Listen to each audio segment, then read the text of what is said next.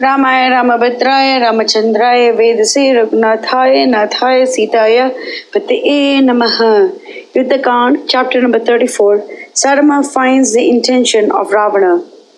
Even as the clouds in the sky gladdened the earth with welcome showers, Sarama, by her soft and sweet speech, consoled Sita, whose mind had been confused by the words of Ravana.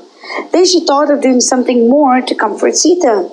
Being very intelligent, she waited for a good occasion and said with a smile, "My dear lady, it is easy for me to go unseen from here to Rama, give him good news of you, and come back safe. When I course freely through the sky, I defy Garuda or Vayu to follow me. Have I your leave to go?"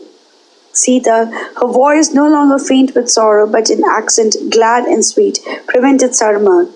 It might harm the friendship existing between them if she objected to the voluntary offer of help by the Rakshasa lady when she said, "I shall go and give news of you to Rama." Sita knew that the only proper thing was for Rama to slay Ravana and the Rakshasas in battle and take her back in the presence of all. So it is not proper for her to send news of herself meanwhile. Therefore, she stopped Sarama skillfully from her purpose by giving her another reason. "Lady, I know full well that you can course freely through the sky and the underworld and elsewhere. I also know full well that you are capable of giving me such help as none else can ever dream. But if you would do to please me, go and bring me news of what Ravana is doing right now. He is mighty in the arts of illusion, cruel and malignant by nature. He takes delight in wringing the hearts of his foes. Wicked beyond compare, he causes confusion in my mind even as a drug Varuni. The Rakshasas that are placed around me by his orders touch their nose tips with their fingers, roll their eyes about and glare at me, grin horribly, and frighten me with monstrous contortions.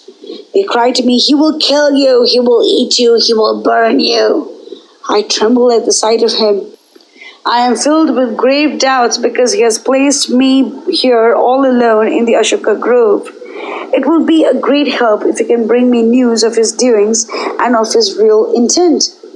Seeing this, Sarama of sweet speech wiped the tears of Sita and said, "My dear child, if you would have it so, I shall be back in no time with the news of the secret intent of Ravana." She went accordingly to where Ravana was, overheard his talk with his ministers, and the final decision reached, came back to Ashoka Grove. There she found Sita, like Lakshmi deprived of her lotus throne with grief and anxiety. Sita clasped Sarama fondly to her heart, gave her a seat, and said, "Lady, be seated comfortably and tell me the truth about the plans and decisions of the cruel Rakshasa." Then, fearing that Sarama has brought some terrible news, she sat shivering. Then Sarama said to her, "Child Janaki, Kaikasi, the mother of Ravana, and Avidya, his old and venerable minister, counseled him many times to take you back to Rama. They said, 'Render unto him due reverence and respect, and take Sita and give her back to Rama.' The very fact that in Janasthana, in the space of one Muhurta, Khara and Dushna and their countless followers were slain by him, as if in play, is quite enough to show what is in store for the Rakshasas. Leave alone Rama. A monkey, a puny messenger of his, crossed the sea, entered your capital, passed unknown to any through your guards, and spoke in secret with Sita. He made short work of our Rakshasa warriors and brought disgrace upon us all. Which man can do such things? He by himself is quite enough to destroy all the Rakshasas, is he not? And Rama, who caused all these things to be done through a servant of his, can he be called a mere mortal? They tried in various ways to turn him from his purpose, and they failed. Like an avaricious man who would sooner part with his life than his wealth, he would never agree to restore you back to Rama. He who has come to this final decision after taking counsel with his ministers cannot be turned from his purpose as long as there is breath in his body. The thread of his life is about to snap.